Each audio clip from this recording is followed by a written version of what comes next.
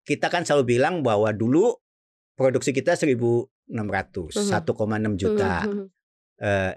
Konsumsinya 600.000 barrel per hari gitu ya. Sekarang terbalik. Produksinya 600, konsumsinya 1,6 juta.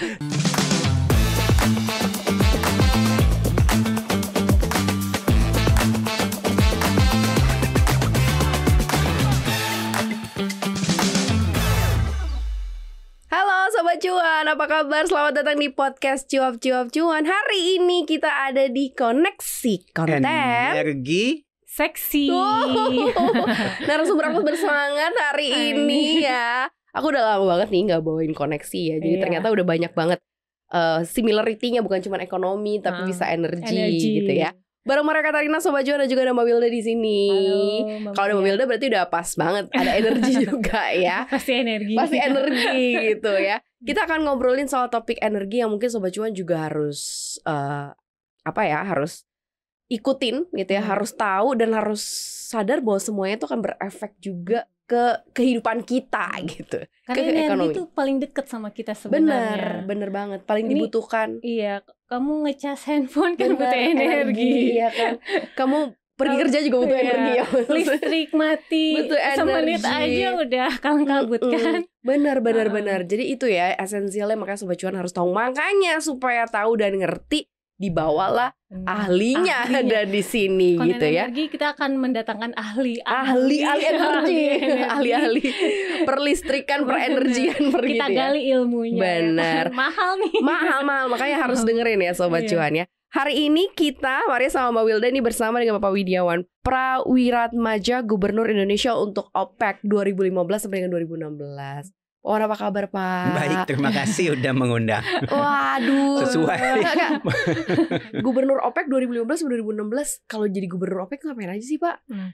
Iya, kalau kayak perusahaan, gubernur di OPEC itu kayak komisarisnya. Jadi kalau pemegang sahamnya itu dari para menteri yang nanti paling tinggi namanya OPEC Conference. OPEC Conference itu minimum setahun 2 kali. Jadi selalu ada tuh pertemuan antara kayak. Nah, yang menyelenggarakan kegiatan di OPEC itu namanya Sekretariat Jenderal. Makanya namanya gitu. Sekjen. Nah, Sekjen ini harus ada yang quote-unquote jagain pengawasnya. Pengawasnya itu para gubernur. Gubernur itu diusulkan oleh masing-masing negara, tapi semua negara yang lain itu harus setuju. Jadi mereka harus ngelihat credentialnya, kriterianya yang untuk jadi itu seperti apa, dan orang yang ngerti minyak terutama ya energi, terus juga dia sudah berkecimpung dalam proses itu seberapa lama gitu ya. Jadi untuk setiap calon gubernur itu mereka akan sangat men-scrutinize. Jadi mereka di screening banget ya. Oh ya, jadi pengusulannya misalnya di tengah tahun, nanti baru dikukuhkannya itu di bulan Desember mereka melakukan quote-unquote due diligence lah, ada wawancara, ada apa segala macam gitu yang mereka pingin bahwa orang-orang yang ada di situ yang mengerti kontekstualnya ya, karena kan kaitannya kalau OPEC tuh nanti ke geopolitik, betul. Dan internal dynamic-nya juga luar biasa. Ingat kan waktu Qatar sama Saudi, padahal mereka itu kan sama-sama di satu kubu, yang sebelah sananya kan Iran sebenarnya. Tapi karena kemudian mungkin dianggapnya si Qatar itu mengakomodasi Iran terlalu banyak gitu ya. Makanya Saudinya marah gitu. Nah, yang kayak gitu-gitu. Nah, sementara menurut saya sebenarnya kan Indonesia itu sangat-sangat diinginkan ada di situ. Karena kita dekat sama Iran, kita dekat sama Saudi. Itu yang orang lupa, bahwa geopolitik yang kayak gitu itu kan sebenarnya ada nilai gitu. Nah, nilainya itu kita bisa monetisasi. Monetisasinya itu dalam bentuk mendapatkan lapangan mendapatkan harga LPG yang jauh lebih murah, yang kayak gitu-gitu. Nah, kalau kayak gitunya itu di highlight gitu, sebenarnya keberadaan Indonesia di OPEC itu cukup strategik. Nah, nanti kita bisa bahas tuh harusnya seperti apa dan kenapa mereka tetap menganggap bahwa kita tuh sebenarnya belong. Kan kita sendiri beranggap bahwa ngapain kita net importer gitu. But they think we belong there. Langsung aja. Kenapa? Dan posisi Indonesia sendiri sih kalau misalnya di OPEC sendiri seberapa seberapa pengaruhnya gitu loh. Kan kita itu sangat dimintakan untuk menjadi, karena kan sebagai negaranya kan kita sebagai geopolitik kan kuat ya. Betul. Di negara Islam terbesar gitu ya, di Asia Pasifik yang vibrant gitu ya, yang bisa mengakomodasi beberapa kepentingan, terutama misalnya tadi kalau Saudi minta apa gitu kita bisa, dan menyampaikan di tengah-tengah kalau misalnya ada urusan antara Saudi dengan Irak. Dan ingat ya dulu Irak sama Iran perang itu kan mereka sebelahan, karena mereka nggak boleh sebelahan, Indonesia taruh tengahnya. Nah yang kayak gitu-gitu itu menurut saya sayang kalau kita nggak leverage gitu, karena itu kan menjadi sesuatu yang menurut saya itu bagus untuk apa namanya, dan kita bisa manfaatkan. Kenapa? Indonesia sebagai net oil importer itu kan kalau harga minyak terlalu rendah susah di si upstream oil and gas kita. Tapi kalau terlalu tinggi subsidi kita terlalu besar juga. Nah kalau kita punya insight seperti itu, dan mereka kan, nah ini satu lagi yang menurut aku bagusnya OPEC. OPEC itu tidak akan mengambil keputusan tanpa konsensus. Jadi yang ada di situ dilibatkan negara semua sekecil ya. apapun, kalau dia bilang nggak bisa jadi resolusi OPEC, nggak bisa. Jadi kita tuh benar-benar punya standing, punya pengaruh gitu ya terhadap OPEC itu. Ya betul kita net oil importer, tapi mereka bilang gini, kan PSC Production Sharing Contract itu yang mencetuskan Indonesia. Jadi setiap perusahaan itu kan mereka mendapatkannya tuh in kind, jadi volume. Jadi yang dibagi hasil itu bukan uang, tapi adalah volume. Itu semangat dari awal. Nah si in kind ini sebenarnya secara dan kontrak, nggak tahu kalau nanti ke depan seperti apa, karena sekarang pemerintah agak berbeda cara. Kalau dari dulu, dari awal, dari sejarahnya, mereka itu sebenarnya boleh membawa si itu kemana aja si minyak itu. Jadi karena itu jatahnya contractor entitlement namanya, itu bagi hasil yang milik mereka in kind dalam bentuk volume. Dia mau bawa cangking kemana aja boleh, jualan di mana. Dan itu yang salah satu yang membawa orang itu pengen di sini, karena kalau dia dapat itu dia mau bawa ke Singapura, mau bawa buat kilangnya mereka di mana, itu sangat berguna buat mereka. Nah ini kan agak berbeda nih sekarang. Nah waktu itu, jadi waktu kita 2012, walaupun kita jadi net oil importer, Indonesia itu masih mengekspor. Dan mereka melihatnya hidrokarbon itu kan Indonesia gasnya masih net ekspor. Belum lagi batu baranya. Jadi buat mereka itu Indonesia belong there simply not only because of the oil situation, tapi juga oil and gas plus batu bara. Karena kita mempunyai faktor yang sangat mempengaruhi di dunia energi. Kaya lah ya. Kita eksporter terbesar batu bara. Jadi mereka menganggap kita itu penting banget untuk ada di situ. Dan kita dapat banyak hal. Kita dapat lapangan-lapangan dari Irak. Begitu ada masalah, kalau saya ada di situ, saya tinggal ngomong tuh sama si gubernur dari Irak yang sebenarnya bahasanya itu SOMO, kayak dirjen migasnya, yang ngatur semua urusan. Jadi kalau mereka ada Pertamina punya masalah dengan urusan sana, saya tinggal ngomong sama dia, tolong dong. Oh iya, arti dia. Jadi bisa gitu. dibantu G2G juga. Sangat bisa. Dengan Iran kita dapat 2 lapangan gratis. Dari mana aja kita dapat, Pak? Dari Iran ya waktu Iran, itu ya, karena itu Iran ya. Ya karena kan Iran sangat pengen juga beli-beli kita untuk jagain si Saudi gitu ya. Dapat 2 yang kita mau eksekusi, tapi terus Pertamina-nya nggak berani karena Iran kena sanksi. Dapat 2 lapangan, yang lapangannya tuh kalau namanya Iran gitu ya, lapangan kecilnya dia tuh sekecil-kecilnya sekecil-kecilnya gede.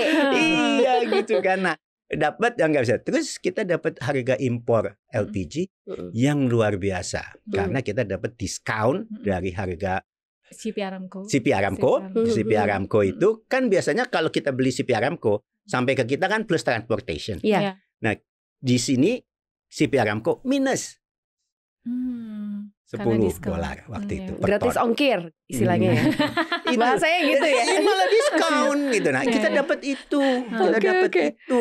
Habis itu nggak bisa lagi karena kita takut. Kalau sekarang kita masih ada di situ, yang gitu-gituin memang kan naik turun ya. Misalnya dulu Amerikanya tuh ketat kepada Iran sehingga kita takut banget. Sekarang Amerikanya berkepentingan untuk harga minyak rendah. Jadi mereka terhadap Irannya itu agak leluasa. Jadi membanjiri.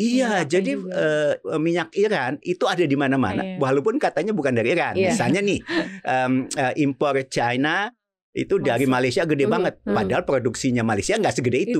Itu dari mana si minyaknya? Dari Iran gitu loh. Nah yang kayak gitu-gitu tuh tergantung permainan politik. Nah kalau udah kayak begitu, kan Indonesia bisa berperan dan kita bisa minta tuh, tolong dong kita butuh ini. Waktu itu si Saudi ada cerita yang kalau saya boleh buka itu sebenarnya kan keluarnya kita itu kan sangat ironis gitu, karena kan ya to some extent bisa dimengerti. Jadi kita itu kan net oil importer, udah gitu kita punya target APBN, harga crude-nya volume crude-nya sekian gitu ya. Terus kan kita diminta oleh si OPEC karena kita harus motong produksi supaya ya namanya juga anggota gitu ya, harusnya ikut. Pemotongan produksi kita itu kalau dibandingkan dengan si WPNB-nya SKK itu masih jauh lebih. Jadi kalau kita potong pun itu nggak akan nyampe seperti tertingginya produksi kita. Tapi itu di bawah targetnya pemerintah yang ketinggian, yang nggak akan bisa nyampe. Dan cuma diminta sekitar berapa sih 25.000 barrel gitu ya. Sampai Saudinya ini kalau boleh saya buka gitu. Kamu saya kasih deh segitu jumlahnya. Karena mau dalam bentuk produk. Karena dia paham produksi kita juga nggak nyampe jadi dia bilang tapi kan kecil banget. Dia bilang udahlah ini saya ganti deh. Saya ganti buat kamu untuk itunya gitu. Mau dalam bentuk minyak mentah maupun petroleum produk. Saya ganti butuh berapa? 75 dari kita kasih. Kayak gitu. Jadi sebenarnya mereka sangat beriman, tapi karena kita nggak bisa waktu itu, terpaksalah menterinya bilang ya kalau gitu tadi kembali ke bahwa keputusan OPEC harus konsensus. Jadi karena Indonesia nggak bisa itu membilang bahwa kita memotong sesuai dengan proyeksi, pada proyeksi kita kalau internal itu nggak akan sampai ke angka itu, itu langsung menterinya bilang ya kasihan nanti mereka nggak ambil keputusan. Bahasanya tuh kita freeze dulu. Jadi sebenarnya kita karena kita nggak mungkin keluar dari OPEC, bukan yang apa-apa. Kan kita punya uang. Non-aktif aja gitu ya. Kan kita punya uang di OPEC Fund. Kalau kita keluar OPEC Fund itu kita forfeit.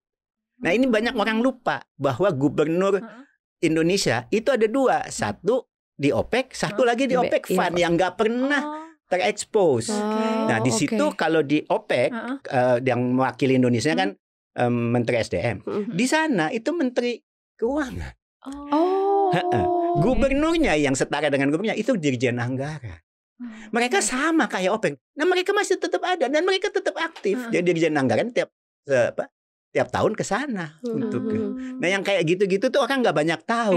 Nah kalau kita quit dari OPEC, gituannya juga quit. Terus uang mau kita kemanain gitu kan? Mau buat apa? Nah, kan ada masalah di situ. Sementara orang Indonesia yang kerja di situ pun banyak dan jago-jago yang orang kerja di OPEC Fund itu. Di OPEC juga dulu kan banyak orang Indonesia yang jago-jago gitu. Kan sayang yang begini. Orang tuh kadang-kadang terlalu menganggap ini optiknya jelek dan itu tidak bermanfaat. Apa sih ngapain sih ada di situ? Banyak orang yang nggak ngerti. Nah kalau kita mau jelasin kayak begini, harusnya tuh kan ada orang yang bisa mengerti gitu. Kalau Kementerian Luar Negeri mengerti betul bahwa yang kayak gini itu penting. Jadi kepesertaan Indonesia di OPEC, terus kemudian ada juga keikutsertaannya di OPEC Fund juga. Nah, itu gitu sampai sekarang tetap ada. Sekarang nggak ada pernah di frozen. Kalau si OPEC Fund-nya itu hanya tetap ada tiap tahun dan kita aktif. Bahkan waktu itu biasanya digunainnya buat apa sih Pak kalau fund itu, Pak? Menterinya itu waktu kan masing-masing giliran jadi presidennya. Jadi presiden OPEC itu gantian dari menteri masing-masing ya, sesuai abjad. Tahun berapa zamannya Pak Bambang Brojo, dia sempat presiden OPEC Fund. Dia ya kayak gitu. Berarti itu tiap tahun kita masih spending buat OPEC? Enggak. Kalau waktu kita frozen kita nggak perlu ikutan. Tapi yang kita udah masukin dari tahun berapa itu dari 60-an sampai sekarang nggak kemana-mana ada di situ dan jadi kan itu barangnya kan ada terus karena dia kan dikembangkan sedemikian rupa, dipakai tadi kalau pertanyaannya dipakai untuk apa? Itu sebenarnya cara OPEC untuk memberikan kepada negara-negara yang kurang mampu itu infrastruktur energi dan sebagainya. Sebenarnya untuk anggota OPEC sendiri tidak boleh. Ada kecualinya sekali, yaitu waktu kita kena tsunami. Jadi OPEC Fund ngasih uang buat Indonesia. Itu gratis gitu ya. Nah, OPEC Fund itu selalu dipakai untuk negara-negara miskin lah, biasanya di Afrika atau di mana yang mereka atas nama OPEC memberikan itu. Oke, ini menarik ya sebenarnya karena Indonesia juga sebegitu berartinya begitu ya. Dan di geopolitik kita penting banget gitu ya Pak Wan. Nah kalau kita lihat kan sekarang Pak Prabowo lagi menggencar-gencarkan soal swasembada energi gitu. Tadi kita ngomongin juga soal net importer kayak gitu. Nah biasanya kalau kita lihat dari sisi helikopter view-nya begitu ya, sejauh mana sebenarnya Indonesia bisa sih untuk swasembada energi gitu. Apa sih swasembada energi ini kayak gimana sih gitu. Modelannya kayak apa sih gitu yang mungkin harus diketahui. Padahal kan di sisi lain kita tahu tadi kita udah net importer minyak yang pertama kali, kita udah net importer minyak yang produksi minyak kita juga terus turun, impor BBM juga. Nah ini gimana sih Pak? Mungkin ada sesuatu yang menarik ya kalau kita perhatikan dunia nih. Amerika itu kurang besar apa sih? Negara besar banget yang sekarang itu produksi minyaknya mungkin terbesar di dunia. Ya kalau Arab Saudi mau lebih digenjot ya pasti bisa lebih tinggi dari Amerika. Tapi Amerika ini sekarang produksinya paling besar. Kok bisa-bisanya Trump begitu jadi presiden mendeklar darurat energi? Oke. Padahal dia udah yang minyaknya paling tinggi udah segala macam gitu. Jadi kan apalagi kita Pak. Makanya baru dipikir kalau Amerika darurat energi segitu gede, segitu besar gitu ya. Loh, kok kita seolah-olah kayak nggak ada apa-apa dan kalau menurut saya kan sebenarnya yang paling penting itu kan energy security. Without energy, tadi kita mulai bahwa energi itu penting banget. Without energy kita nggak bisa ngapa-ngapain gitu ya. Nggak bisa ekonomi, jangankan 8% gitu ya. Nah yang kayak gini-gini kan jadi energy security itu yang terpenting. Dan sementara energy security itu kaitannya dengan ketersediaan dan accessibility. Nah ketersediaan itu kalau orang ekonom biasanya menganggapnya bukan hanya sekedar barangnya ada, tetapi kalau misalnya dia atau bukan hanya sekedar affordability, kalau barangnya nggak ada, semuanya jadi masalah. Ketersediaan itu menjadi isu. Nah, ketersediaan itu kalau orang ekonom bilangnya adalah ya selama ada dan kita bisa mengandalkan pasar dan pasar itu bukan hanya sekedar domestik dan kalau itu kita punya akses kepada seluruh pasar termasuk ke luar negeri, itu ketahanan energinya, energy security-nya akan baik gitu ya. Nah, jadi yang namanya swasembada itu lebih ke ketersediaan di dalam negeri. Nah, itu barangnya dari mana? Ya urusan pinter-pinterannya kita. Misalnya kalau kita bilang bahwa cadangan penyangga energi. Cadangan penyangga energi itu kan taruh aja di Indonesia walaupun datangnya dari luar. Itu kan swasembada, bukan swasembada ya. Pokoknya ketahanan energinya dapat. Dan konteksnya di domestik. Belum ada kan Pak cadangan penyangga energi nasional. Aturannya kan udah dari kapan harusnya gitu ya. Nah, cuman kan memang akhirnya urusannya adalah apakah kita kembali affordability itu kalau di kita karena kita sifatnya itu memastikan konsumen itu harus bisa beli dengan menurunkan harga. Padahal kan kalau mandat undang-undangnya hanya kepada yang membutuhkan, kepada orang miskin gitu ya. Jadi bukan kepada semua orang. Jadi kalau kita memberikan subsidi kepada semua orang, sebenarnya itu tidak sesuai dengan undang-undang energinya sendiri.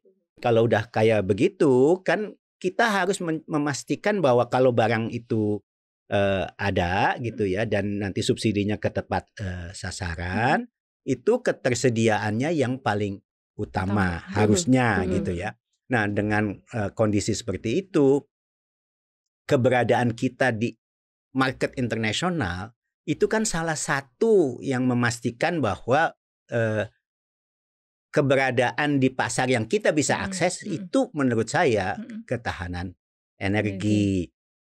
Oke lah kalau memang adanya barangnya di Indonesia, tapi kan konteksnya menjadi sangat butuh effort yang luar biasa. Misalnya kita kan selalu bilang bahwa dulu produksi kita 1.600, 1,6 juta.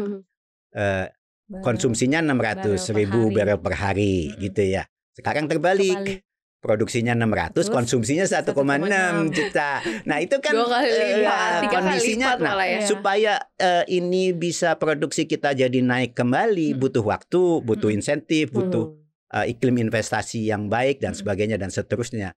Ya sebelum ke sana tadi kan misalnya kalau kita bilang bahwa cadangan penyangga energi itu ada aturannya, kan kita bisa bikin supaya namanya juga kita impor, taruh aja barang di sini yang itu kita punya akses setiap saat, tapi orang itu juga bisa memperdagangkannya. Jadi barangnya ada di sini, kita akan pakai pada saat kita punya, atau pada saat kita butuh. Tapi bahwa dia mau dagangin, mau ke Singapura kemana, ya boleh aja selama barangnya ada di sini. Jadi kita quote unquote nyimpenin buat mereka karena ada tempatnya, di mana pada saat kita butuh barang itu ada. Jadi kelangkaan sangat bisa dicegah gitu ya, baik kepada minyak mentah, produk, termasuk LPG yang sekarang itu gawat gitu ya.